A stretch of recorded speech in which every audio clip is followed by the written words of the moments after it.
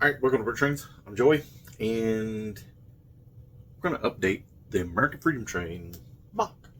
So let's get it around here.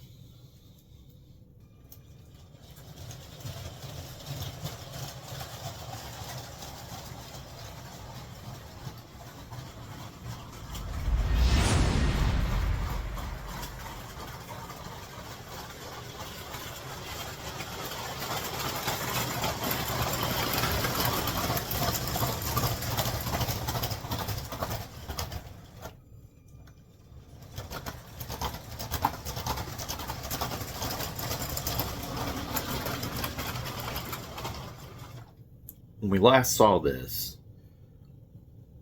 I was still working on the train, right? We've now got all the white stripes in. Yep, we got we got the driving around, and we have all the cab finished up. Yeah. So I think I'd said we were going to be about 90% done. I think we are.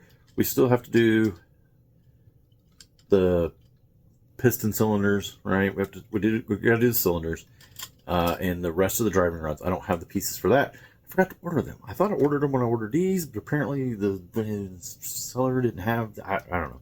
Also need to finish the marker lights. Right now it's just studs. But otherwise, oh, and then this tubing that goes down along the side. I'll have to look at some reference pictures. I think I'm gonna put white in here. We'll see. I'm not even sure if white's available, but I think white would look good there. Kind of break up this black.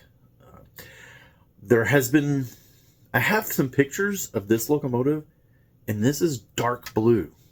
All this is dark blue up to like part of it, and then it was black. I think that's a painting. I think that was a paint scheme from after the Freedom Train ran. It's possible because it looks like there's one picture, and it just could be that it's a bad picture, but there's one picture from back in '76 when this was running around that looks like it's blue, like a dark blue, like the AFT one up here is a dark blue. It was painted dark blue, and I think they figured out that the dark blue turned pretty black, you know, with the heat and stuff. I guess, or maybe the smoke just made, or maybe it's just a bad picture. So anyway, I did it in black. I debated on doing it in dark blue. I even mocked up the cylinders in dark blue, but yeah, I think they're going to go. Okay, that's the problem with doing 6 wide. The cylinders on here are going to stick out further than they would have on the locomotive, because when you do 8 wide, you actually can kind of get the drivetrain and stuff under the locomotive. Gets that more realistic look, but yeah, mine is going to be out here on the side. Okay, so that's that. I don't know, because I'm lazy or it's easier or whatever, I run my power inside my tender. Now this is powered up, and this is the tender. This is what we got. I'm still playing with this. The stripes, the red. Here's a picture of what it really looks like. And as you can see, you know, it kind of dived down pretty, you know, basically aligned the locomotive to the cars. Now, if you look at in the original picture, this whole area was blacked out, and I used a big ugly train base plate, and I used a blue one. So I think what I'm going to do is put a black sticker on this train base plate to level out that. Now everybody's gonna say sticker. Oh no, why you can't do? But we are gonna do a lot of stickers on this, and I think stickers. Do I have any? Yeah, I think stickers and water slide decals and stuff really bring out a car, right? I think when you look at this, it looks a lot better. It looks a lot better than it does when it has stickers and stuff on it. UP 1969. That's not a real road name or a real number. It just happens to be the year I was born. But it is a P, and it is Union Pacific. And I got these are water slide. My daughter has made me vinyl for this one here. I think looks really good. This is the post office car. So this is just this is just a stack of bricks. I mean, how basic can you get, right? Again, with the blue, big, ugly train base. But the lettering on there looks so good. I think it really makes that pop. There's some Speed Champions hubcaps. I think they make really good brake wheels, hand brakes, whatever they are. So, and then some undercarriage stuff. Anyway, stickers. We're going to have stickers. So, I'm not too worried about this being blacked out. I think it'll look fine. I'm not, this stack, it's a row of 1x1s. I'm not liking it. I think the other option is to do it in plates, like 1x2 plates, and then 1x1. I don't know. I may take this all completely apart. I know you're seeing this and it's, it looks like it's completely done, right? It's just a little bit of, it's not. There's a lot of work to do. And I've decided you can run 2 motors off of powered up, right? You just got to take your controllers, invert your plus and minus, and then run them both at the same time. It does fine. It does fine. For a little guy like me who's, I'm not like Brian from Battery Powered Bricks, where I'm always doing the pie bricks and doing all the, and I'm just a simple man. But I thought at first this was going to be enough power, and I still want to do several more cars, and I don't think this is going to have the power to really move us along. So what we're going to do is we're going to take the power up out. Rechargeable batteries, that's the way to go. And we're going to replace it with power functions. Now here's what power functions get you over powered up, my opinion. So we're going to take the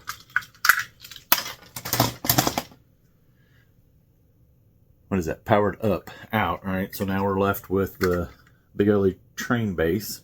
All right, and look, it's just a stack of bricks. It really is nothing so far. And we're going to go with, somewhere I've lost it. Oh. This squid of Lego technology. So what we have here is an IR receiver, right, for power functions.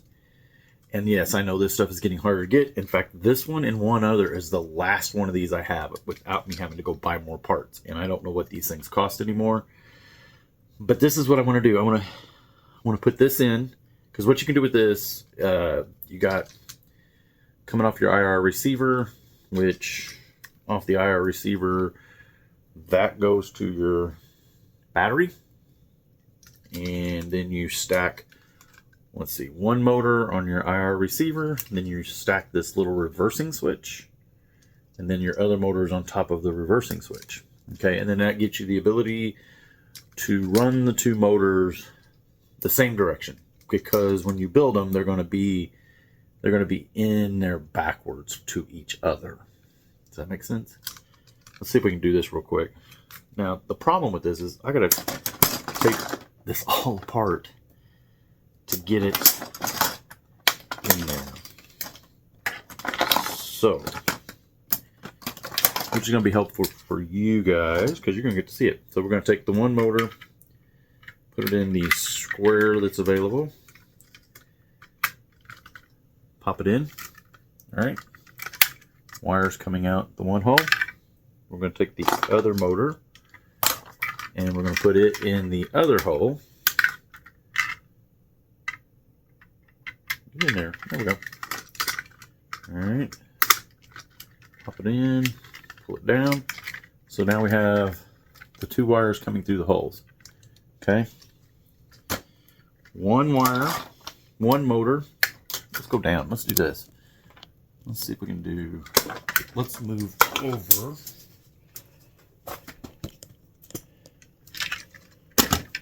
So here's the front, Here's our two motors, right? So we're going to take the one and attach it to the switch, like so. The other motor, we're going to go put this. We're going to put this on the blue side. Okay, get that snapped down, and then the switch we're going to stack on top. Okay. Get this on the track. I know I don't have the couplers in. We're just doing this to see if we can get it to run. And then we need the batteries. We need our power function battery. We're going to go ahead and turn it on and attach the IR receiver. Okay. And now we're all the way up on our channel. We'll go all the way up on our remote, and we're on the blue side. Looky there, looky there. Okay. So let's get that hooked up.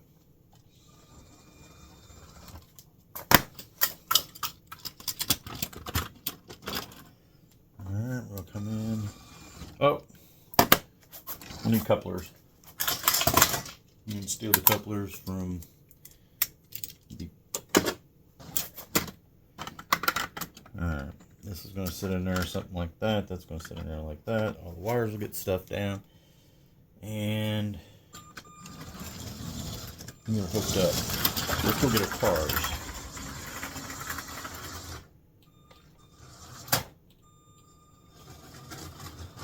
See how it's, I don't know if you can hear it, but it's struggling just a little.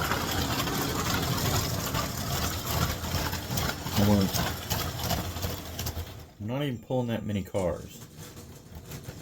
You hear that?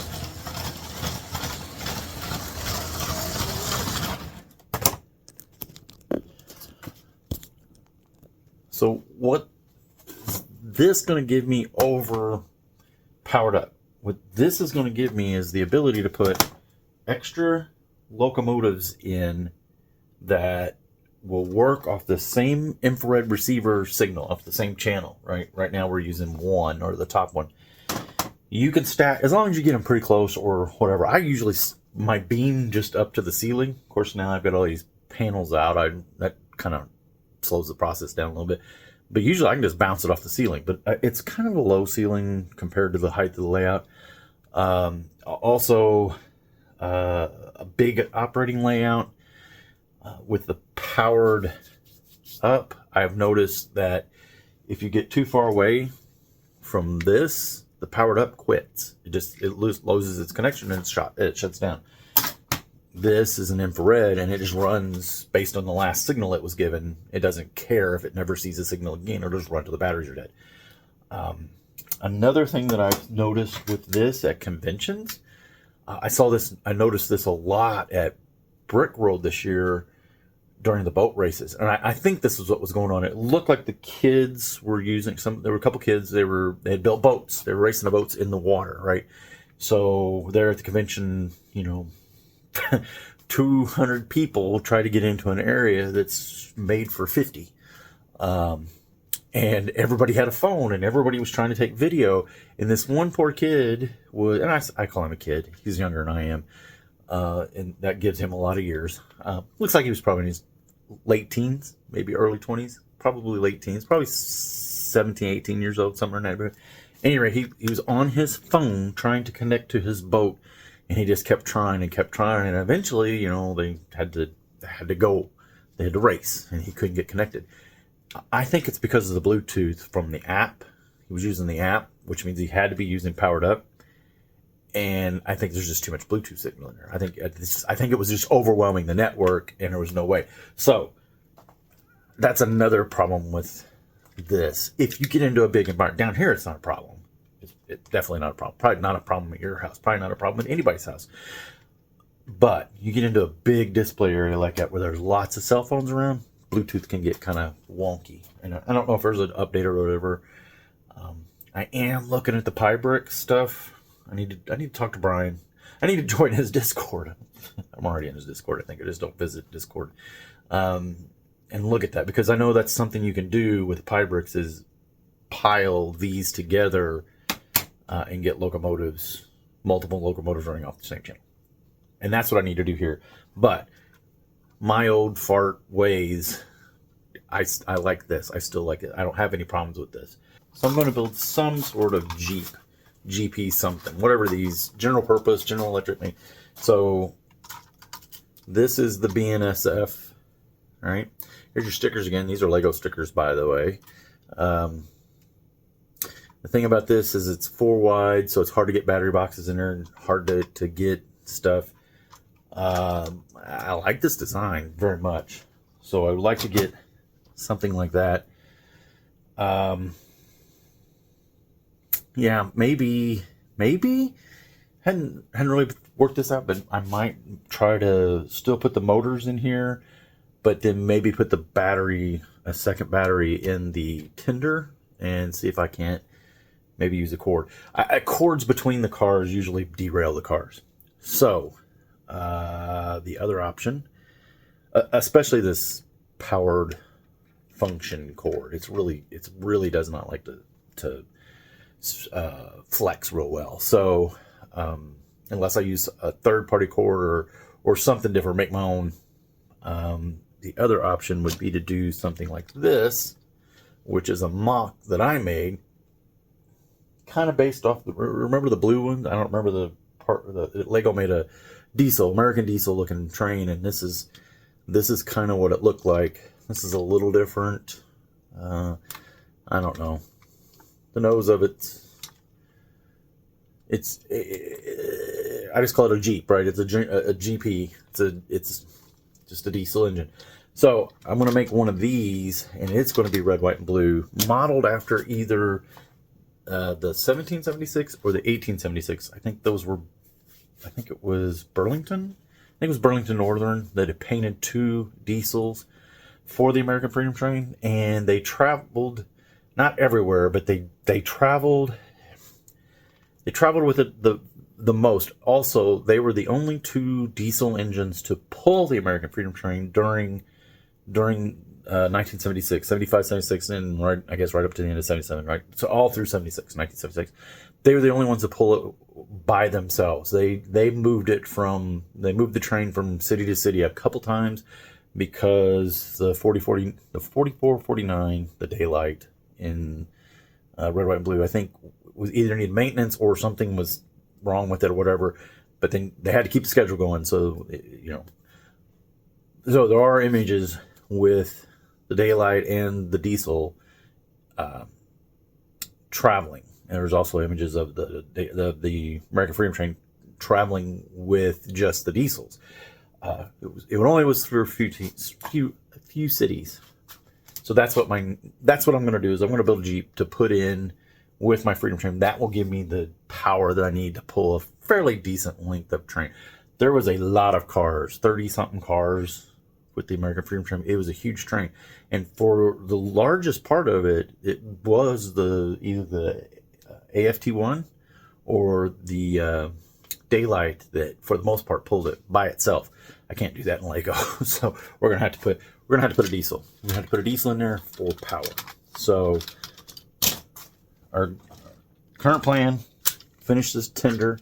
That'll be our next update. We'll finish this tender, get it running, and we'll see about starting another diesel.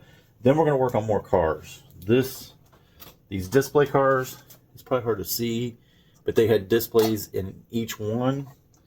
These are pretty much done. We'll pull the displays out and look at them. This is the same way. This is this one had like an Apollo buggy in it, and then there was a map of the United States and where the Freedom Train was going. And then this is not the Liberty Bell, but the Freedom Bell. Sister bell, cousin to, same bell, same mode, something like that, but not the actual Freedom Bell. Yeah. And then we had these cars. There were 11 of these cars. They were the display cars. You could get on the Freedom Train, paid your ticket, got on, and you rode through on a conveyor belt system, like a people mover type thing, and you saw all kinds of history about the United States. And on the outside, as the train was traveling, there were these display windows that had history things in them.